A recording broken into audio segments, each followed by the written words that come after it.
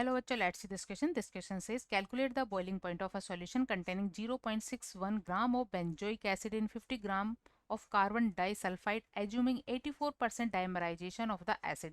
The boiling point and Kb of CS2 carbon disulfide is 46.2 degrees Celsius and 2.3 Kelvin kg per mole.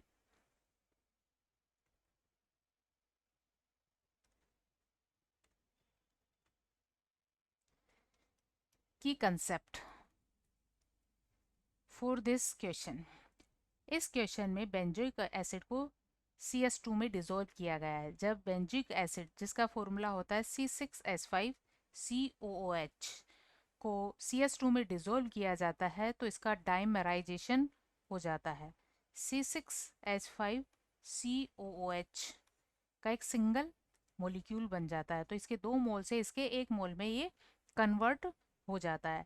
तो इस तरह की situation जिसमें किसी सॉल्यूट का सॉल्वेंट के अंदर एसोसिएशन या डिसोसिएशन हो जाता है, उस केस में उसके नंबर ऑफ पार्टिकल्स सॉलिड के लिए गए नंबर ऑफ पार्टिकल्स के इक्वल नहीं होते, और नंबर में ये जो वेरिएशन आता है या जो टोटल नंबर ऑफ पार्टिकल्स होते हैं, इनको आई से रिप्रेजेंट किया जाता है, और आई होता है want of factor, want of factor, और वांट ऑफ फैक्टर और एसोसिएशन या डिसोसिएशन, जिसे हम डिग्री ऑफ एसोसिएशन या डिसोसिएशन कहते हैं, इसे अल्फा से रिप्रेजेंट करते हैं, में एक रिलेशन होता है। तो अल्फा यहाँ क्योंकि डायमराइजेशन हो रहा है तो हम इसे लिखेंगे degree of dimerisation. Alpha is degree of dimerisation. और ये जैसा कि क्वेश्चन में गिवन है, ये है 84%, या इसको हम लिख सकते हैं 0.84। और अल्फा और आई का रिलेशन इस तरह से है इस डायमराइजेशन प्रोसेस के लिए। अल्फा इज इक्वल होता है 1 minus i upon 1 minus 1 upon N, और एन यहाँ है 2, N number of molecules which associate. So number of molecules which associate 2 mole मिलकर एक मोल बनाते हैं, तो एन इक्वल यहाँ 2 है। तो अल्फा की वैल्यू इस क्वेश्चन के अकॉर्डिंग हम रखेंगे 0.84। 1 माइनस आई वैल्यू हम कैलकुलेट करेंगे 1 माइनस 1 अपॉन 2, और ये वैल्यू हो जाएगी हाफ। सो यहाँ से इसको हम लिख सकते हैं फिर से 2 माइनस 2 आई लिख सकते हैं इसको कैलकुलेट करने पर। सो यहाँ से माइनस 2 आई वैल्यू होगी -2 प्लस 0.84, और आई वैल्यू यहाँ पर हमें मिल जाती है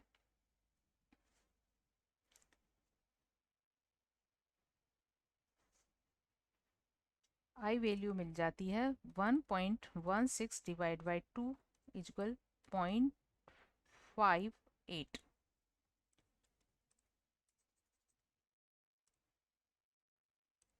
आई वैल्यू मिल जाती 0.58। अब क्योंकि हमने आई वैल्यू कैलकुलेट कर ली है, तो ऐसे सॉल्यूशंस जिसमें कि सॉलिड डिसोसिएट या एसोसिएट हो जाता है, उसके लिए बॉइलिंग पॉइंट में elevation delta TB is equal होता है आई इंटू के B into M.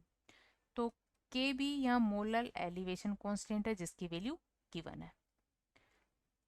Molar elevation constant for CS2 या किसी भी सॉल्वेंट के लिए वैल्यू होती है, और मोलरिटी होती है for the solution, molarity. And molarity होती है number of moles of solid dissolve पर केजी ऑफ सॉल्वेंट। तो m वैल्यू होती है मास ऑफ सॉल्यूट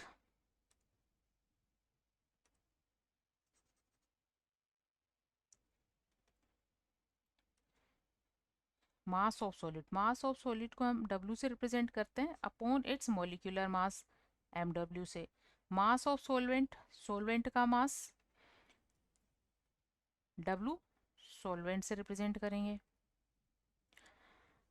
और क्योंकि ये ग्राम में है तो इसको केजी में कन्वर्ट करने के लिए हम यहाँ 1000 से मल्टीप्लाई करेंगे। तो ये सारी वैल्यू जब हम यहाँ पुट करेंगे, और डेल्टा टीवी क्योंकि एलिवेशन इन बॉइलिंग पॉइंट है जो कि होता है टी बी, मतलब सॉल्यूशन का बॉइलिंग पॉइंट माइनस सॉल्वेंट का बॉइलिंग पॉइंट, और आई वैल्यू हमने कैलकुलेट कर ली है 0.58, के वी वैल्यू क्वेश्चन में गिवन है 2.3, और एम वैल्यू सॉल्यूशन में सोल्यूट का गिवन मास है 0.61, और इसका मोलिक्यूलर मास, बेंजोइक एसिड का मोलिक्यूलर मास हम इसके इस फॉर्मूले से कैलकुलेट कर सकते हैं। इसमें total number of carbon atom 7 है, तो 7 into 12, total number of hydrogen atom 6 है, इनका 6 होगा, ऑक्सीजन आइटम 2 है तो 2 इंटू 16, और इसे कैलकुलेट करने पर ये वैल्यू आ जाती है 122 ग्राम पर मोल। सो ये वैल्यू हम यहाँ पुट कर सकते हैं 122, और सॉल्वेंट का टेकन मास है 50 ग्राम, तो इंटू 1000, और इसे कैलकुलेट करने पर T V value minus T note value solvent CS2 के लिए गिवन है 46.2 डिग्री सेल्सियस में।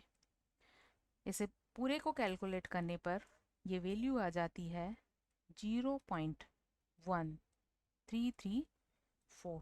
सो यहाँ से टी वी वैल्यू हमें डिग्री सेल्सियस में मिल जाएगी, इसको इस साइड हम ट्रांसफ़र करेंगे तो ये वैल्यू आ जाएगी 46.3334 डिग्री सेल्सियस। तो सॉल्यूशन का boiling point T B is equal 46.3334 degree Celsius. Hope you understood it well. Best of luck.